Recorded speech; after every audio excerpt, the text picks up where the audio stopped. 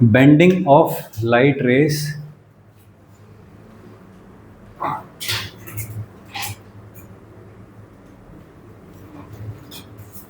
when it incident at the boundary of two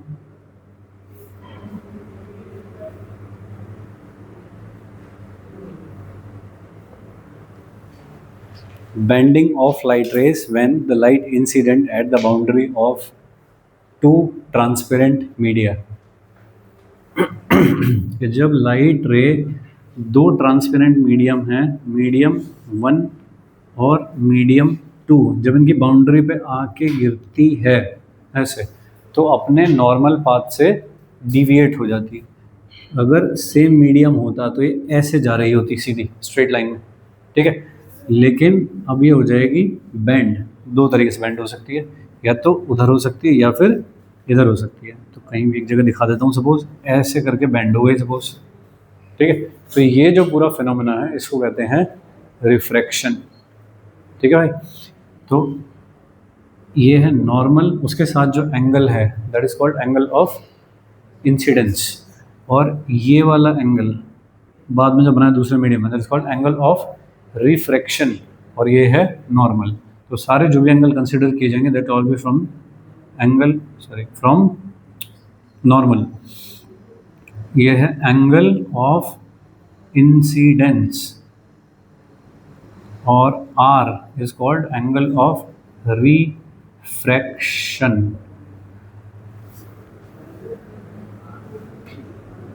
law of refraction number 1 लिखे।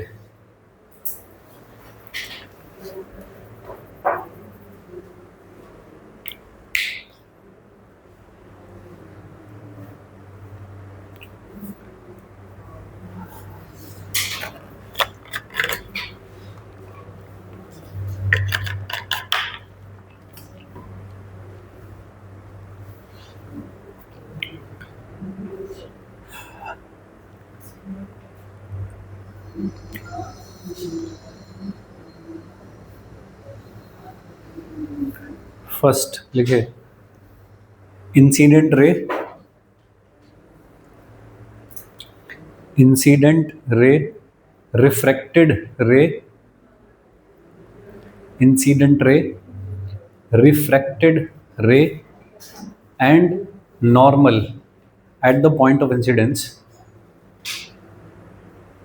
incident ray, refracted ray and normal at the point of incidence lie in the same plane,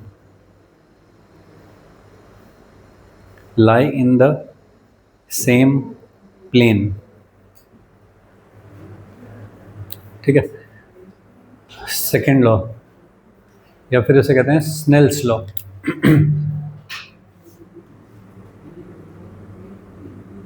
Snell's law लिखे ratio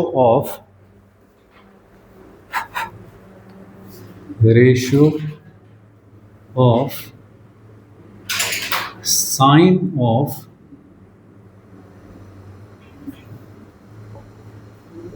angle of incidence I and sine of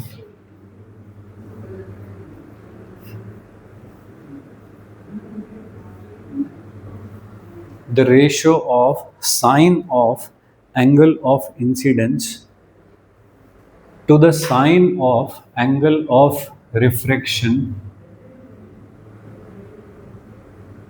remains constant,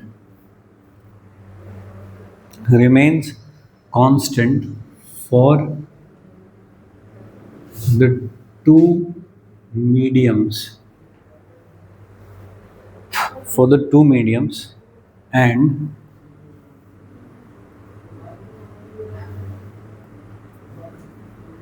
constant is called refractive index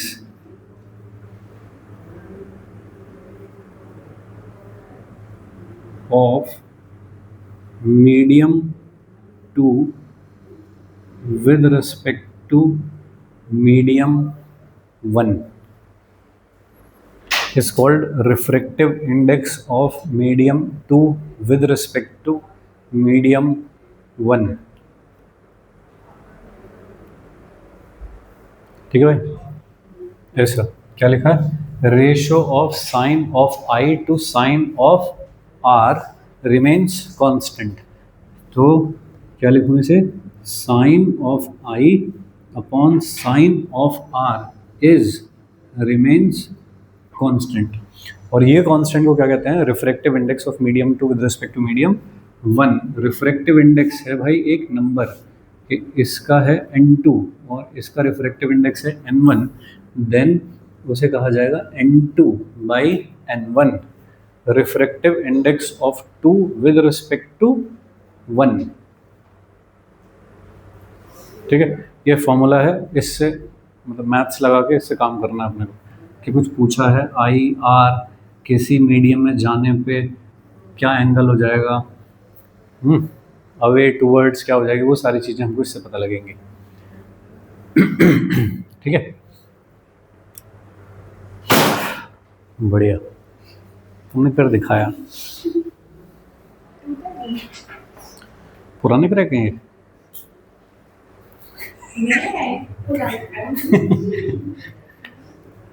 sign I upon sine are is equal to n2 upon n1. n2 किसका है, जिस medium में light रे जा रही है, और n1 किसका है, जिसमें से आ रही है. ये ऐसे ही करके याद रखना है.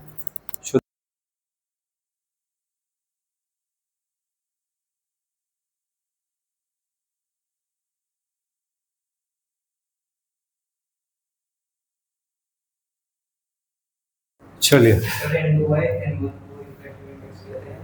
n2 by n1, n2 is the refractive index of medium 2, n1 is the refractive index of medium 1, but n2 upon n1 is the refractive index of medium 2 with respect to medium 1. ठीक है, अब हमें ये थोड़ा देर side रखना है, अब सिर्फ यही बात करनी है कि रिफ्रैक्टिव इंडेक्स क्या होता है. तो नेक्स्ट लिखिए रिफ्रैक्टिव इंडेक्स, और आई लिख लेते हैं शॉर्ट में इसको. रिफ्रैक्टिव इंडेक्स क्या होता है, लाइट रेज जब किसी मीडियम में जाती हैं तो उनकी स्पीड चेंज हो जाती है. ठीक है, जब भी कोई लाइट रे एक मीडियम में किसी मीडियम में जाती है तो उसकी स्पीड चेंज होती है. स्पीड क्या क्या चीज़ से मिलके बनी है, फ्रीक्वेंसी इनटू वेवलेंथ, ऐसा तो पता होगा. ठीक है, तो जब लाइट एक मीडियम से दूसरे मीडियम में जाती है, कोई भी वेव एक मीडियम से दूसरे मीडियम में जाती है, कौन सी चीज़ चेंज नहीं होती, फ्रीक्वेंसी कभी चेंज नहीं होती. ठीक है, तो जब भी लाइट लिखो, when light is an electromagnetic wave, तो जब लाइट एक मीडियम से दूसरे मीडियम में जाती है, सॉरी क्या बोला था, when light travels from one medium to other, when light travels from one medium to other, its speed and wavelength changes. Its speed and wavelength changes, but frequency remains same.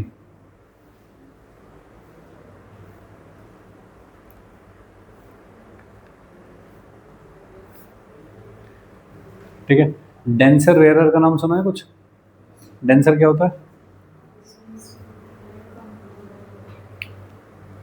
बोले. Denser मतलब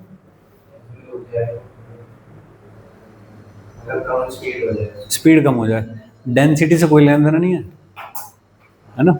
हवा और पानी में कौन denser है,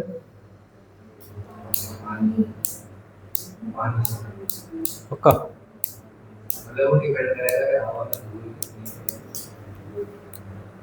हवा और पानी में कौन ज़्यादा डेंसर है, पानी ज़्यादा डेंसर है. कैसे बता रहे हो तुम ये,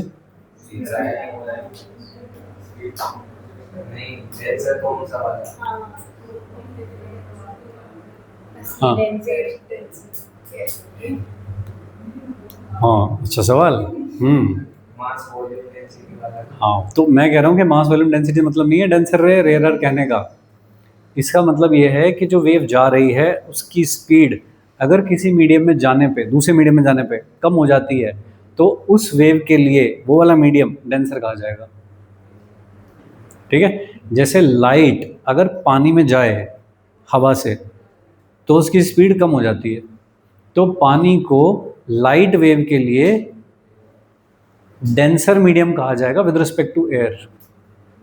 ठीक है, लेकिन जब साउंड पानी में जाती है स्पीड बढ़ जाती है साउंड की। साउंड वेव जब पानी में जाती है तो साउंड की स्पीड बढ़ जाती है विद रिस्पेक्ट टू जो एयर में थी। तो पानी साउंड वेव के लिए हवा के रेस्पेक्ट में कैसा हुआ, रेयरर मीडियम हुआ। तो मीडियम डेंसर है या रेयरर है ये उसकी डेंसिटी से या उसमें कितना वजन है वो देख के नहीं पता लगाया जाता। ये पता लगाया जाता है कि उस मीडियम में जाने पे वेव की स्पीड बढ़ रही है या घट रही है।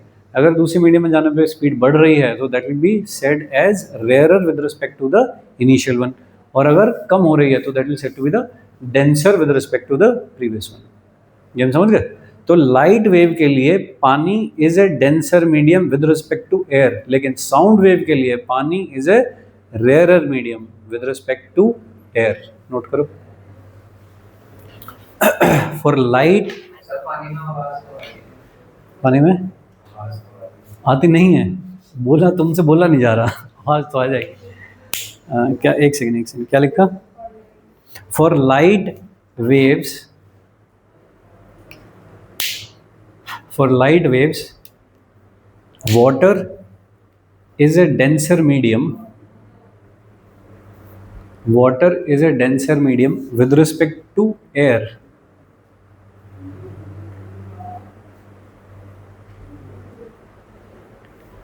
and for sound waves water is a rarer medium with respect to air. Water is a rarer medium with respect to air. ठीक है जी। तो जिस मीडियम में लाइट की स्पीड बढ़ती है उसको कहते हैं रेयरर, जिसमें घटती है उसको कहते हैं डेंसर। ऐसा लिख लो एक लाइन में। A medium is called denser for a wave. A medium is called denser for a wave if its speed decreases. If its speed decreases in the medium, और इसका उल्टा।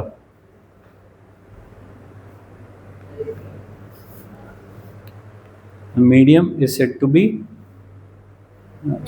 the medium in which wave speed decreases। क्या लिखा पता नहीं, तुमने लिख लिया ना खुद। ओके चलो डन।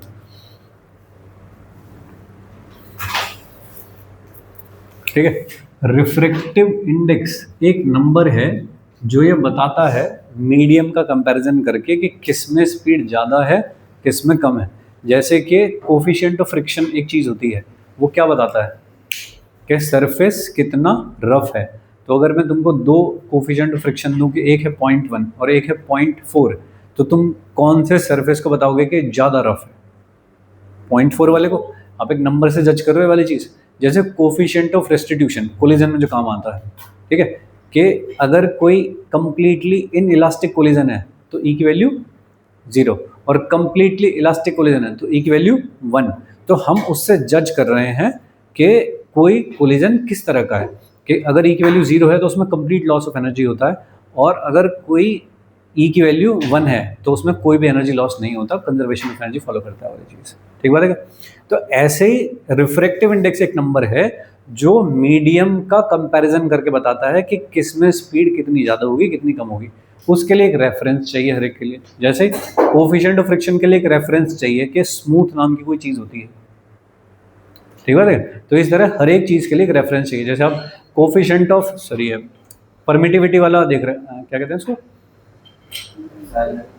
क्या नाम क्या है इसका, परमिटिविटी। तो आप कह रहे हो कि फ्री स्पेस, तो आपने एक रेफरेंस लिया कि फ्री स्पेस नाम की कोई चीज़ होती है, या म्यू नॉट को कह रहे हो, तो that is permeability of free space, तो वो तो हो गया मेरा रेफरेंस। बाकी किसी भी मीडियम में पूछी जाएगी ये वो, तो फिर मैंने एक डाइलेक्ट्रिक कांस्टेंट नाम की एक चीज़ ला रखी है कि भाई मैं दो का रेशो करके बताऊंगा एप्सिलॉन का, सही है। तो उसी तरह का कुछ हो गया रिफ्रैक्टिव इंडेक्स, जो दो का कंपैरिजन करके बता रहा है। तो इसके लिए रेफरेंस कौन है, वो है वैक्यूम, क्योंकि वैक्यूम में लाइट की स्पीड सबसे ज़्यादा है, मतलब वो एक बेस हो गया कि उससे ज़्यादा पॉसिबल नहीं है। किसी मीडियम में वैक्यूम के रिस्पेक्ट में लाइट की स्पीड कितनी कम हो जाएगी, उसके हिसाब से उसके रिफ्रैक्टिव इंडेक्स डिज़ाइन होंगे, ठीक है। तो रिफ्रैक्टिव इंडेक्स की डेफिनेशन क्या है कि speed of light in vacuum upon speed of light in medium, ठीक है। कि कोई भी मीडियम है तो उसमें स्पीड ऑफ लाइट वैक्यूम में कितनी थी तो इस मीडियम में कितनी है। वैक्यूम से ज़्यादा किसी में हो सकती है नहीं, कितनी होती है वैक्यूम में, 3 × 10⁸ मीटर पर सेकेंड होती है। सी से दिखाते हैं उसको, तो इसको मैं सी लिख रहा हूँ और किसी मीडियम में स्पीड को वी लिख रहा हूँ। तो ये हुई रिफ्रैक्टिव इंडेक्स की डेफिनेशन, ये होता है C/V। तो अगर मैं बात कर रहा हूँ कि मीडियम 1 में, तो N1 = C/V1। तो जब मैंने नहीं बताया कि मैं किसके रेफरेंस में बात कर रहा हूँ, तो इसका मतलब बाय डिफॉल्ट में किस में बात कर रहा हूँ, वैक्यूम के साथ बात कर रहा हूँ। और अगर कोई है मीडियम 2 N2, तो क्या हो जाएगा, C/V2 हो जाएगा, समझे क्या? ओके, तो N2/N1 क्या होगा,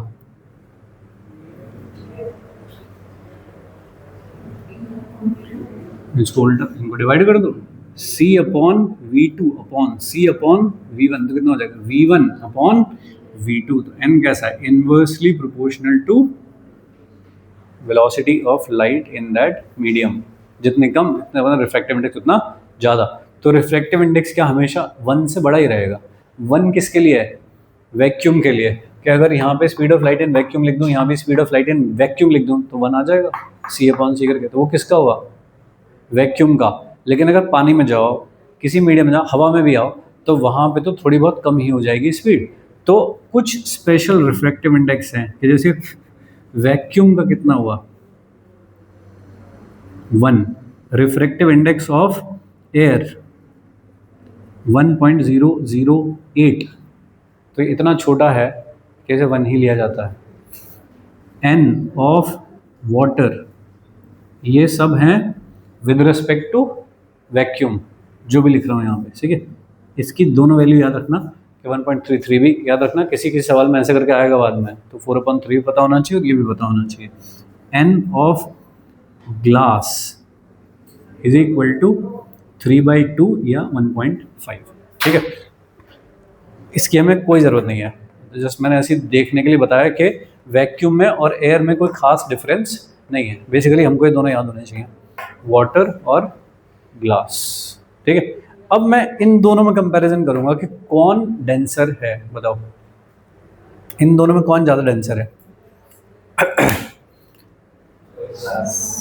जिसका रिफ्रैक्टिव इंडेक्स ज़्यादा है, मतलब वहाँ पे स्पीड कम होगी।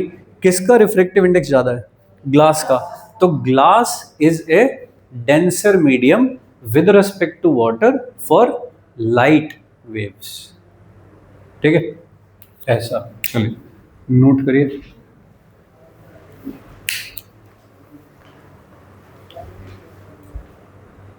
देखिए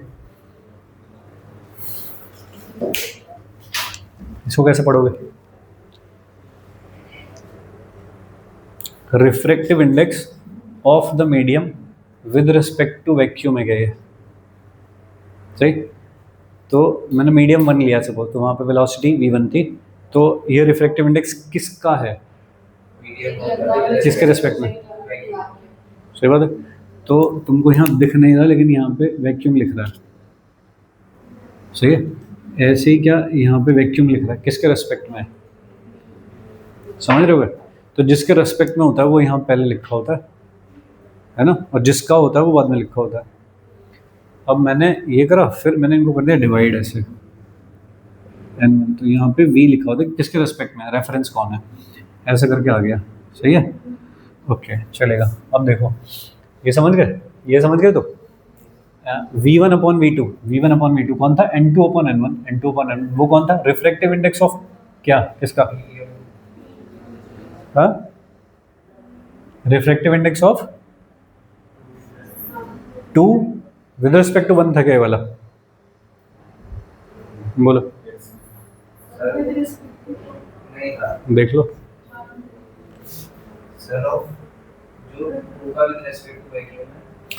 अच्छा ये एक मिनट, इसको क्या पढ़ोगे, refractive index of 1 with respect to vacuum, ठीक बात है।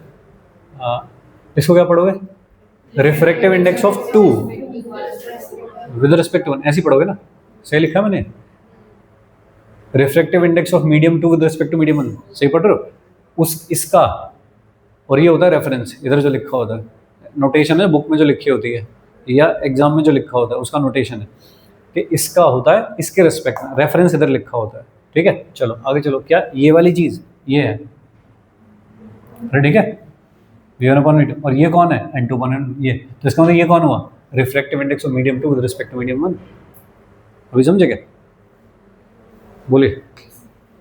ठीक, ये थोड़ा सा कंफ्यूजिंग काम है, ये पता होना चाहिए कि कौन सी चीज़ कहाँ लिखी जा रही है, पढ़नी कैसे है, ठीक है ना।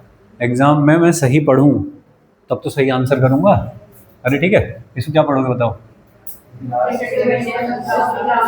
ये होता है रेफरेंस, जो इधर लिखा होता है वो है रेफरेंस, ये उस मीडियम का है, तो क्या हुआ, refractive index of this with respect to this, तो refractive index of glass with respect to water, ऐसा ही है, सही है। क्या लिखा जाएगा तो इसको बताइए, क्या ये ऊपर लिखा जाता है, ये वाली वेलोसिटी नीचे लिखी जाती है, सही है ना, लेकिन रिफ्रैक्टिव इंडेक्स में ये ऊपर लिखा जाता है, ये नीचे लिखा जाता है, रेफरेंस जो है, तो मैं वेलोसिटी लिख रहा हूँ जब, तो मैं किसको ऊपर लिखूंगा बताओ, n of glass with respect to water में किसको ऊपर लिखूंगा, ये वाले को, रेफरेंस को ऊपर लिखूंगा, इसको नीचे लिखूंगा, लेकिन जब मैं रिफ्रैक्टिव इंडेक्स लिखूंगा तब मैं इसको ऊपर लिखूंगा, इसको नीचे लिखूंगा, बोलो समझ रहे हो, मतलब ये कितना होगा, ग्लास का कितना होता है 3/2, वाटर का कितना है 4/3, कितना हो गया 9/8, क्या ग्रेटर देन 1 आ रहा है, it means glass is a denser medium with respect to water, बड़ा है क्योंकि एक से, अरे समझ रहे हो,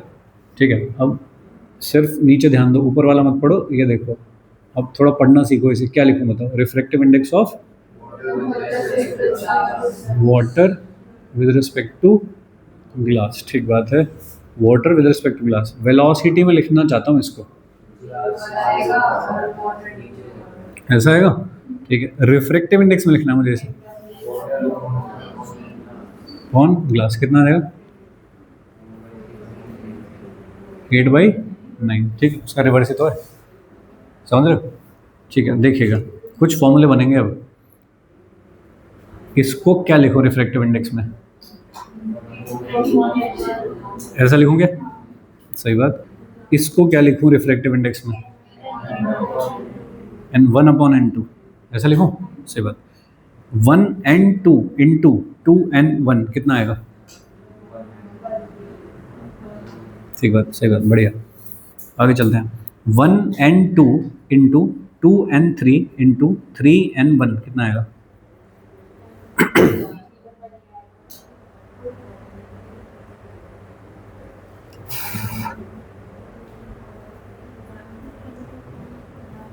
चलो कर लेते हैं, इसको क्या लिखोगे N2 बाई, इसको क्या लिखोगे, इसको क्या लिखोगे,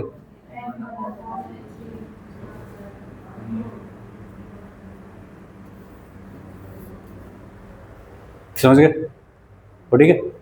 इसको कैसे समझते हैं, ये वाली क्या चीज़ है कि 1 मीडियम से लाइट गई 2 में, ये रेफरेंस था, 1 से गई 2 में, 2 से वापस आ गए 1 में, ठीक है। कैसे होगा ऐसा कि ऐसे ग्लास स्लैब रखी हुई थी और इसमें लाइट एंट्री कर गई ऐसे, फिर थोड़ी सी बैंड हो गई कुछ और फिर निकली बाहर, तो सेम उसी मीडियम में वापस आ गई, ठीक है ना। तो जिस मीडियम में ऐसे जाकर के वापस आ जाए, फिर सबका इसका इसके रिस्पेक्ट में, इसका इसके रिस्पेक्ट में इज इक्वल टू 1, ठीक है। अगर ऐसे और भी बहुत सारे मीडियम लाइन से लगे हों ऐसे करके कि N1 N2 N3 N4 again N1, कि N1 से गई N2 में, N2 से गई N3 में, N3 से N4 में, N4 से N1 में वापस आ गई, सबका multiplication with respect to next one is equal to 1। समझ पा रहे हो क्या? ठीक है, ये एक फॉर्मूला हुआ कि अगर पहले ही मीडियम में लाइट वापस आए, जब 50 में चली जाए लेकिन 50N1 आ गया अगर, तो इज इक्वल टू 1। ये बात समझ गए? अरे हाँ ना, कुछ तो बता दो। ओके, इसको देखो, ये वाली चीज को 1N2 is equal to 1/2N1 है क्या? ये एक फॉर्मूला, जैसे कि of glass with respect to water is equal to 1/वाटर विद रिस्पेक्ट टू ग्लास है क्या? ठीक है, चलिए, ये हो गए कुछ कुछ फॉर्मूले, इन पे बेस करके कुछ छोटे सवाल हो सकते हैं। ठीक है, इस पे बेस करके ये बदलेगा। इसको देखो, N2/N1 क्या लिखा जाए? तो इसको V1/V2 भी लिखा जा सकता है, स्नेल्स लॉ ही है, ऐसे भी लिखा जाता है इसको। और आगे V इज इक्वल टू क्या होता है? F लैम्डा, और हम तो कह रहे हैं कि F बदलता ही नहीं है, तो क्या V1/V2 इज इक्वल टू λ1/λ2 होता होगा, तो λ1/λ2, ये सब स्नेल्स लॉ ही हैं सब। ठीक है भाई, नोट करिए।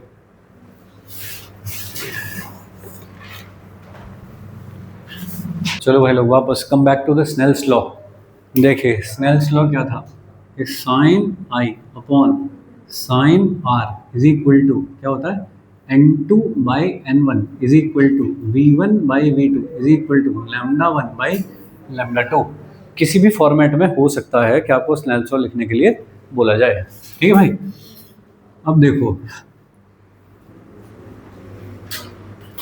थोड़ी बच्चों वाली बातें, ऐसे आई N1 N2, तो फॉर द टाइमिंग ऐसा मान लेते हैं कि ये है एयर और ये है वाटर, और ऐसे कोई लाइट रे आई है, उसको अनडिविएटेड ऐसे जाना था अगर ये बाउंड्री चेंज ना होती तो। अब बताओ किधर जाएगी ये? नॉर्मल की तरफ हो जाएगी या अवे हो जाएगी? नॉर्मल की तरफ हो जाएगी। ठीक है, कैसे पता लगा तुम्हें? बढ़िया बात, इसमें सेट करके देखो ये वाली चीज़ें। क्या N2/N1 ग्रेटर देन 1 होगा?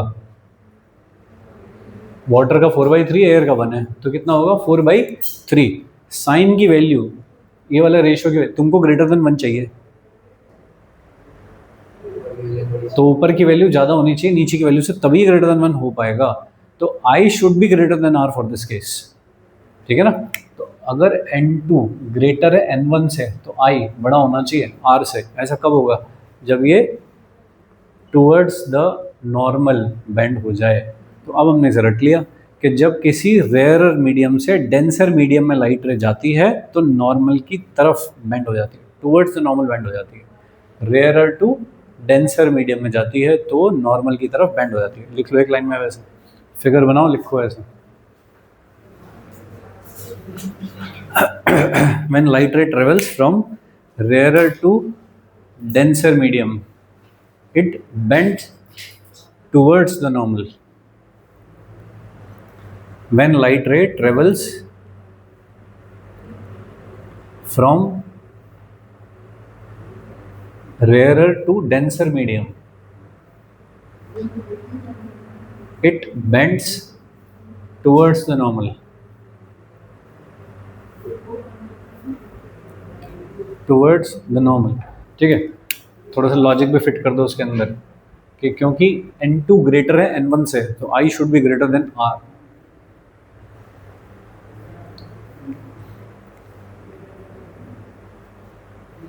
फाइन, दूसरी वाली फिगर बनाओ।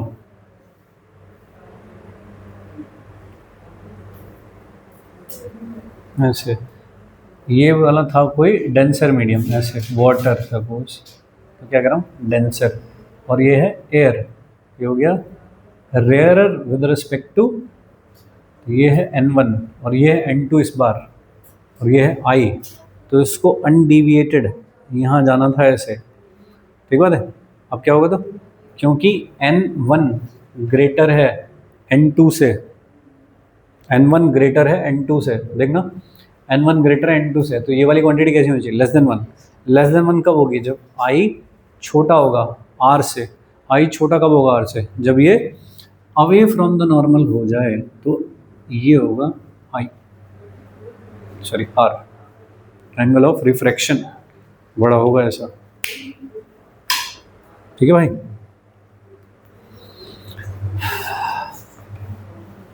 ये हटा दो क्या,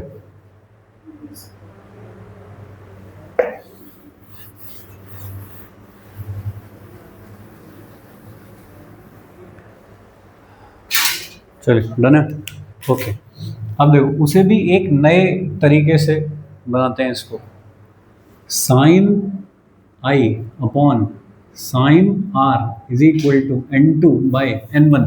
ये आई कौन से वाले मीडियम में एंगल है, n1 वाले में, और r किस में है, n2 वाले में। फिगर बना के देख लेता हूँ एक, ऐसे लाइट रे आई ऐसे चली गई तो ये r है, ये n1 है, ये n2 है, ये i था, ऐसे ही तो रहा होगा। अरे सही है, मैं इसे r नहीं लिख रहा, मैं इसको i2 लिख लेता हूँ, इसको i1 लिख लेता हूँ। तो स्नेल्स लॉ क्या लिखोगे बताओ, sine i1 upon sine i2 is equal to क्या, जिसमें जा रही है अपॉन जिसमें से आ रही है, सही है। इनकी क्रॉस मल्टीप्लाई कर लो, n1 sine i1 is equal to n2 sine i2। तो क्या ऐसा लिखना ज़्यादा बढ़िया लग रहा है,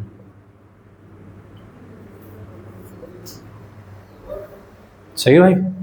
जो मीडियम उसी का रिफ्रैक्टिव इंडेक्स और उसी का angle is equal to constant.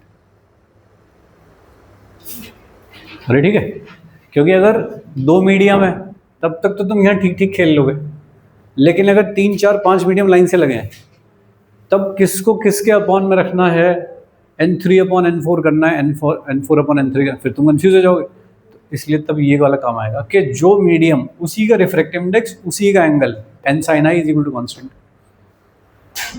अरे ठीक है देखिएगा, ऐसे यहाँ से लाइट रे आई ऐसे यहाँ से चली गई, ऐसे गई है कुछ, ठीक है। ये वाला मीडियम हो गया सपोज आई ऐसे करके हो गया, ये हो गया n1 n2 n3 n4 n5 में चली गई। अब तुमको स्नेल्स लॉ लिखना है इसके लिए, ये और ये के लिए स्नेल्स लॉ लिख दो, ठीक है भाई। अब तुम अगर आ गए ये लिखने तो तुम फंस जाओगे कि मैं तो पहले इसका इसमें लिखूंगा, फिर इसका इसमें, फिर इसका इसमें, फिर इसका इसमें लिखूंगा।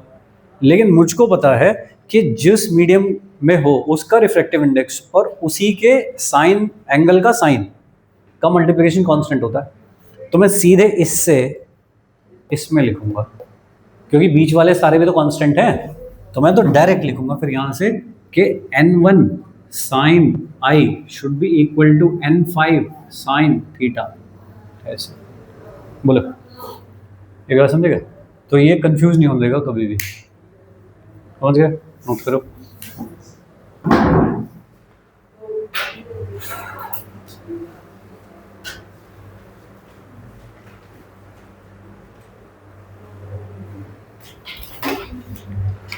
ठीक है, इसी के साथ साथ दो चीज़ें और डालो इसके अंदर, क्या, चलो छोड़ो,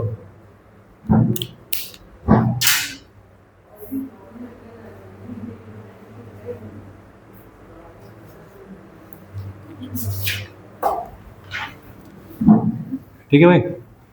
और दूसरी बात, जब भी कोई ऐसा सवाल आएगा जहाँ पे कोई बोलेगा कि रिफ्लेक्टिव इंडेक्स वेरी कर रहा है, एडवांस में आते हैं नॉर्मली वाले सवाल बस, जब भी कोई बोलेगा कि रिफ्लेक्टिव इंडेक्स वेरी कर रहा है तो फिर यही तुम्हारी हेल्प करेगा, n sin i is equal to constant, ठीक है। फिर देसी से नहीं होगा कि जैसे जैसे मैं मीडियम में जाता हूँ वैसे वैसे रिफ्लेक्टिव इंडेक्स बढ़ता जाता है। जैसे हवा में आओ ऊपर से, जब एयर के मीडियम में आते हो तो अंदर आते आते वो बढ़ता है, मतलब मीडियम की डेंसिटी बढ़ती है, ठीक है ना। तो जो लाइट रे है वो भी आते आते अलग अलग टाइप के रिफ्रैक्टिव इंडेक्स फॉलो करती है, ठीक है क्या? वो समझाते हैं ना छोटे बच्चों को ट्विंकलिंग ऑफ स्टार्स, तो वो क्या कहते हैं उसमें कि अलग अलग टाइप का है ऐसा, तो इसलिए दिख रहे हैं तुमको अलग अलग टाइप के, ठीक है। या फिर एक चीज़ होती है वो क्या कहते हैं उसको, गर्मी में कहीं रोड पे जा रहे हो ऐसे तो दूर ऐसा लगता है कहीं पानी है, कुछ ऐसा है ना। हाँ ऐसा कुछ है ना, ये हाईवे पे ही दिख जाता है। हाँ मेरा, तो वो हाईवे पे दिख जाता है मुझे कि दूर लगेगा कि वहाँ पे कुछ तैर सा रहा है, पानी है वहाँ पे, तो आगे सर वो तो रिफ्लेक्शन होती है उसकी रोड की, तो रोड पे ऐसे नीचे दिखता है कि पानी है रोड पे।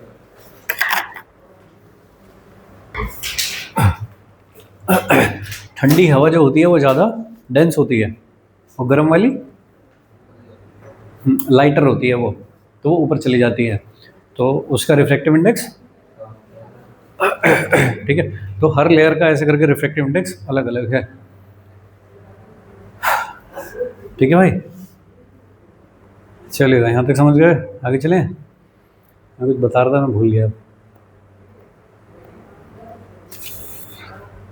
क्या, भूल गया। N sine i is equal to constant, हाँ। जैसे हम रिफ्रैक्टिव इंडेक्स बोल रहे हैं कि 4/3 है, या किसका, वाटर का, या हम कह रहे हैं कि ग्लास का कैसा है 3/2 है। एक ग्लास वाला तुम्हें कभी कभी परेशान कर सकता है कि तुमसे किसी सवाल में पूछा जाए कि ग्लास का रिफ्रैक्टिव इंडेक्स बता दो कितना है, सब डेटा वेटा देके ऐसा पूछा है, तो तुम कहो कि मुझे तो पता है 3/2 होता है, ठीक है भाई। तो ये हर बार 3/2 नहीं होता, क्योंकि बहुत टाइप के ग्लास होते हैं अलग अलग, ठीक है। हम तो कह रहे हैं कि 1.5 होता है, लेकिन बहुत टाइप के अलग अलग ग्लास होते हैं, तो जैसा जिसका स्ट्रक्चर उसके लिए वैसा रिफ्रैक्टिव इंडेक्स होता है। तो ग्लास का रिफ्रैक्टिव इंडेक्स नॉर्मली 1.48 से लेकर के 1.52 तक वेरी करता है, तो एवरेज है उसका ये जो ले रखा है। तो उनके नाम हैं अलग अलग, ठीक है। अब तो कोर्स में नहीं है, पहले होते थे। फ्लिंट ग्लास कहते हैं उसको, क्राउन ग्लास कहते हैं, जिनके रिफ्रैक्टिव इंडेक्स 1.48 1.52 टाइप के होते हैं। जो भी रिफ्रैक्टिव इंडेक्स है, हमको तो लग रहा है कि कांस्टेंट वैल्यू है, तो एक, बट ऐसा नहीं है। इट डिपेंड्स अपॉन वेवलेंथ, कि किस वेवलेंथ की लाइट पड़ रही है उसके हिसाब से मीडियम का रिफ्रैक्टिव इंडेक्स चेंज हो जाता है। यानी कि हर मीडियम अलग अलग वेवलेंथ की लाइट के लिए अलग अलग रिफ्रैक्टिव इंडेक्स प्रोड्यूस करता है, ठीक है, समझे क्या? इस यहां से भी दिख रहा है ऐसा, n is inversely proportional to lambda wavelength. तो जैसे जैसे वेवलेंथ बढ़ेगी रिफ्रैक्टिव इंडेक्स कम होगा, समझ रहे हो? तो ये पूरा एक सीरीज है जिसके थ्रू ये वाली चीज़ समझी जाती है। तो ये कांस्टेंट नहीं होता, बल्कि वेवलेंथ के साथ बदलता है रिफ्रैक्टिव इंडेक्स, वेवलेंथ के साथ बदलता है।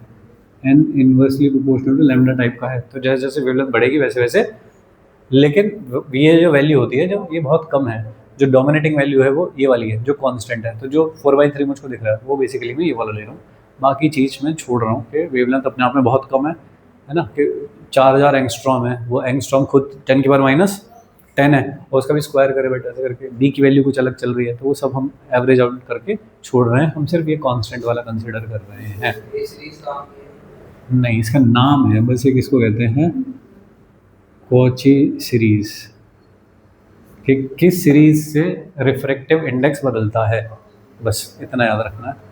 एन और वेवलेंथ में कैसा रिलेशन है, कि इन्वर्सली प्रोपोर्शनल टाइप का रिलेशन है,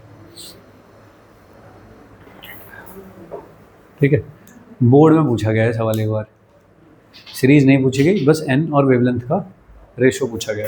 और अगर कोई रिफ्रैक्टिव इंडेक्स दे दे के आपसे, ये वाले छोटे सवाल बहुत पूछे गए हैं बोर्ड के लेवल पे या मेंस में, कभी पूछा गया है कि ये 4 चीज़ें हो गई, 3 दे दी, एक बता दो कितनी है। ऐसा कि अगर एक रेड कलर की लाइट आ रही है, 7000 एंगस्ट्रॉम की एक लाइट आ रही है हवा में से, तो पानी में उसकी वेवलेंथ कितनी हो जाएगी, तो इनमें रख लूँगा वैल्यू उठा के। तो ये छोटे सवाल हो सकते हैं कुछ कुछ।